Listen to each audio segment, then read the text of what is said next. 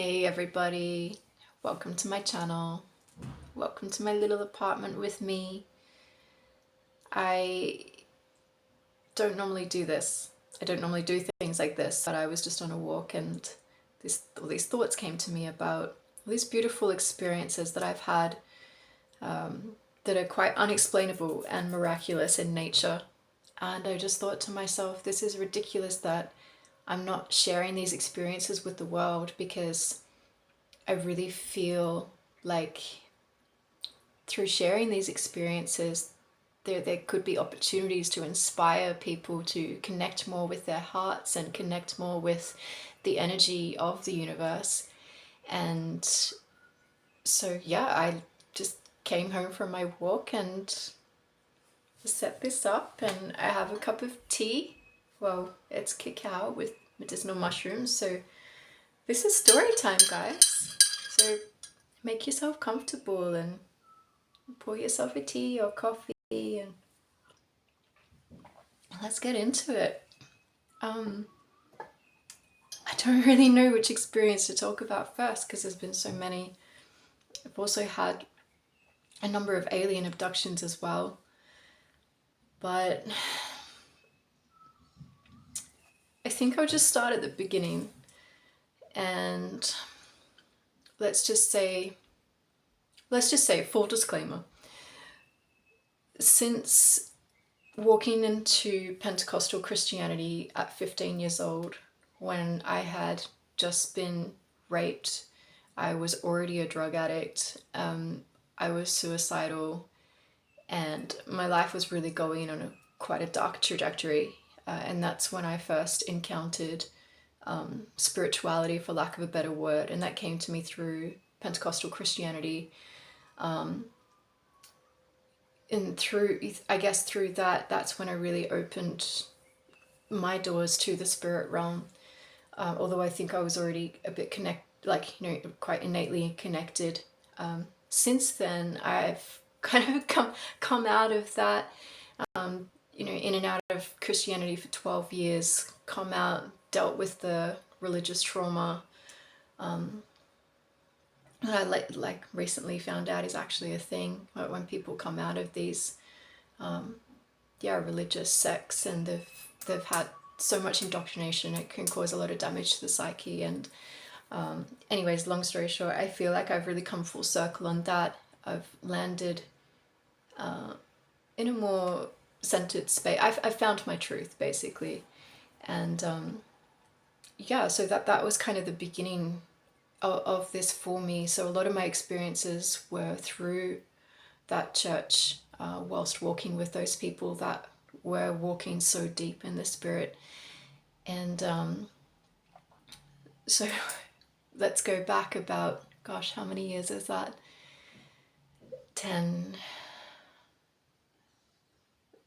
17 years. Let's go back 17 years. I was 21. I was living in New Zealand. And I was working at a homeless shelter. And for those of you that are familiar with New Zealand, in Auckland City, so many homeless people. I don't know about now, but back then, so many homeless people. And there was, just on Hobson Street, there was the Auckland City Mission. And I was really in the depths of one of my Christianity stints, and I really, I was so in my heart, and I really just wanted to help the world. I wanted to be there for the marginalized and the vulnerable people in our society. And so I worked there for about 2 years. During my time there, I made friends with all the homeless people. They're super beautiful people. Definitely not really what you'd expect. A lot of them had just absolute hearts of gold. They had so much character, and they'd do anything for you. I always felt very safe around them. And there was one guy, his name was Ross Parker. I'll never forget him. He was about 5 or 6 years older than me.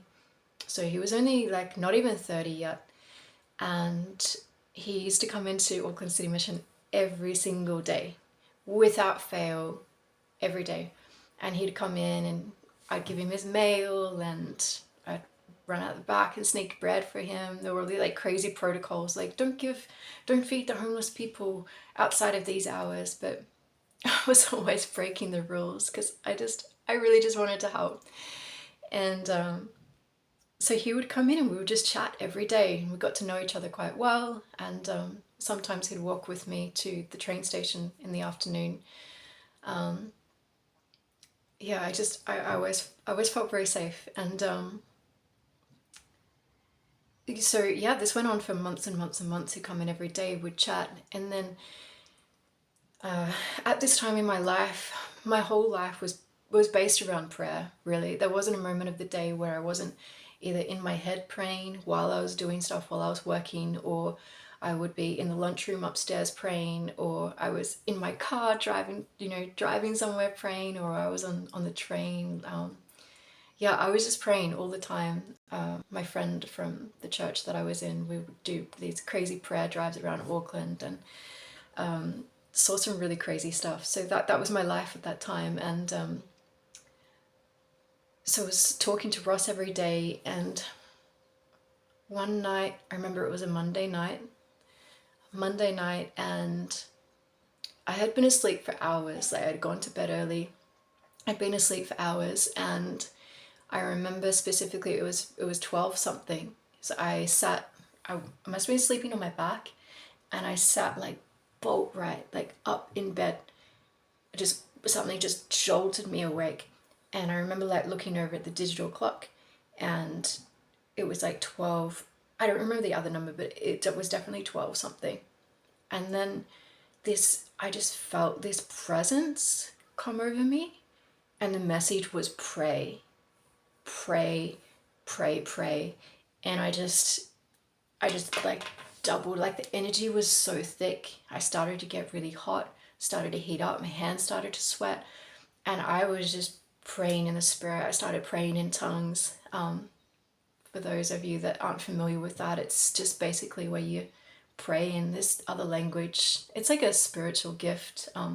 It's kind of like a controversial topic sometimes, but yeah, I still pray in that language. It was something that I took from Christianity that it never left me. But anyways, I was praying in tongues and just calling on the Holy Spirit and calling on God. And then all of a sudden, and like it was weird because my conscious mind was like, why are you praying? This is weird. Like, you should be sleeping. But my heart was just like, you need to pray, you need to pray. And then all of a sudden, so I'm praying, feeling the energy move as I'm praying. And then I realized, oh, I'm praying for Ross. I'm praying for Ross Parker. And I'm like, just praying in this strange language and praying for Ross. And then all of a sudden, the words just start coming out of my mouth, like just fall out of my mouth. Like, I break the assignment of death of Ross Parker. And I'm just there in like total spiritual warfare, just breaking this assignment of death off him. And then I felt the energy build. The energy just built like crazy. And then it was like it snapped. And then everything was at peace, and everything settled, everything dropped. My heart felt at peace. And I was like, oh, okay. I like kind of came out of it. I was like, I don't know what that was. But I didn't think too much of it, to be honest. I just thought, well, stranger things have happened. And I didn't even think like, oh, I hope Ross is okay or anything. Nothing like that. I literally just went straight back to sleep. The next day at the Auckland City Mission, he did not come in. I did not see him for most of that week. He didn't come in on Tuesday. He didn't come in on Wednesday. He didn't come in on Thursday. He finally came in on Friday. And this is a kid that he was there every day without fail. It was not like him to not show up. And he came in on Friday, and he came to the counter. He was white as a ghost. He looked so washed out. He had a hospital band around his wrist. And as soon as I saw him, I knew in my heart, it's like, what happened? And he looked at me, he said, I almost died a few nights ago. And my eyes started welling up with tears. And I was like, Ross, what happened? And he said, I had a drug overdose, and I ended up on life support on Monday night. And yeah, they almost pulled my life support. They were going to. And I just looked at him, I was like, do you know what I was doing on Monday night? And he's like, what? And I said, I was praying for you. I was breaking the assignment of death off your life. And he just looked at me and his eyes just swelled up, and I said, Ross, what time did this happen? And he said it was about 12. It was about midnight. And I just broke down in tears, and I gave him the biggest hug. I was like, how do you even explain that? Like, just getting woken up in the middle of the night to pray randomly when you have no idea what's going on. Like, there's no explanation for this, right? But yeah, that was just one of the things that happened to me. Yeah, over the course of time in Christianity. But yeah, many things have happened since, and I'm just gonna like make little mini videos along the way, just sharing each experience, because I just feel like it's really important to share, because I feel like we're coming to a time now in the collective where there's so much awareness that there's not so nice energy conspiring against us, right? Like, it's kind of common knowledge these days. But I really want to show, and I really want to be a testimony to, yeah, cool, that might be happening, but also there is actually like a much stronger force. And it's not a force that's so external to us and so out of reach. It's actually a force that's within us and outside of us. It's in all of us. And we have direct access to that.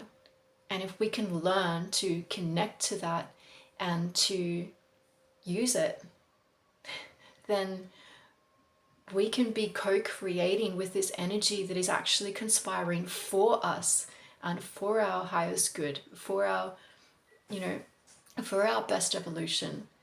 And I really believe that if you want to change something in your life, you have to move it in the spirit first. You move it in the spirit, you move the energy of it, and then it translates into real life. Then it translates into the physical. So if I ever have a problem, I'll deal with it in the spirit. I'll deal with the energy of it. And then, sure enough, it may take time, but it changes in the physical. So my goal and my mission with these videos and with these stories and with these sharings is just to really inspire you to connect with your heart and trust the knowing in your heart, that your heart knows this greater energy. And you can call it whatever you want. Like, I'm not here to start like a religious debate, like, oh, it's Jehovah, oh, it's this, oh, it's that. Like, no, like, no. The Gnostics call it Sophia. I feel very aligned to that. It's the feminine face of God, but it's the feminine and the masculine, right? Hindus call it Buddha. Like, it's, at the end of the day, it's this life-affirming energy that just lives in us.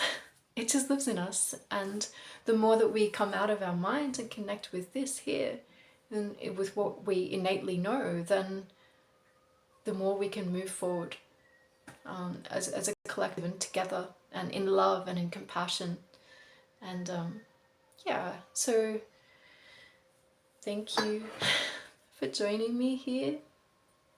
I hope your tea hasn't gone cold yet.